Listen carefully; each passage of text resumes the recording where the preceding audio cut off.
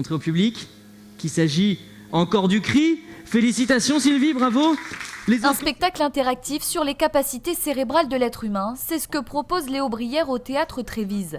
À 26 ans, ce jeune mentaliste et illusionniste est à la tête d'un 3e show et plonge cette fois son public dans une expérience interdite. Voilà, c'est ce que vous avez fait aussi.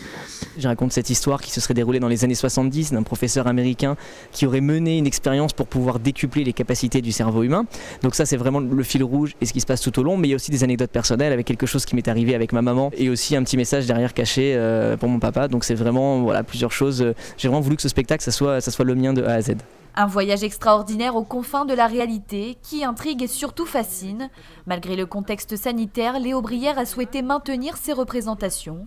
Un moyen pour ce champion de France de magie de se confronter aux aléas du direct. Il y a des erreurs, alors il y a des erreurs qui sont volontaires, on va dire, et il y a des erreurs justement qui sont involontaires, mais pour moi c'est la force aussi d'un spectacle interactif et d'un spectacle de mentalisme, c'est que chaque soir c'est différent et on ne sait jamais exactement ce qui va se passer.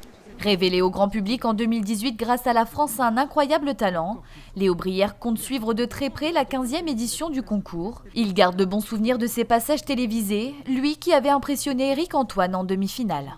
Il faut le tenter, même si parfois on n'ose pas, même si on se dit je peux me faire buzzer. Enfin, il y a plein de choses qui rentrent en compte et c'est vrai que c'est très stressant, mais ça reste une super aventure et ça peut permettre vraiment de faire décoller la carrière aussi. Et la carrière de Léo Brière continue aussi sur les réseaux sociaux. Maxime Guény ou encore la comédienne Léa François se sont laissés bluffer à domicile.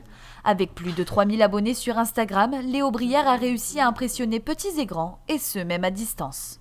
J'ai profité de ce confinement pour justement faire quelques vidéos, pour pouvoir développer un peu, parce qu'à la base je suis pas très réseaux sociaux, je suis plus vraiment scène, pour moi ça doit se vivre en live, donc à partir de ce moment-là ça a été très compliqué pour moi de me dire il faut que je fasse des expériences quand même de mentalisme pour continuer à travailler, parce que j'avais envie de faire des choses, mais de les faire à distance, de les faire en webcam, il a fallu totalement se réinventer, mais c'est toujours de nouvelles expériences.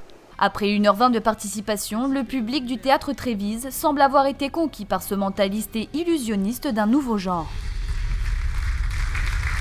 Je ne suis pas du tout déçue et c'est vrai qu'il y a des choses qui sont assez bluffantes. Très agréable, un bon moment, très dynamique, on s'ennuie pas, c'est intéressant en plus et puis c'est impressionnant. Un nouveau défi attend Léo Brière, se produire au Casino de Paris le 3 avril prochain.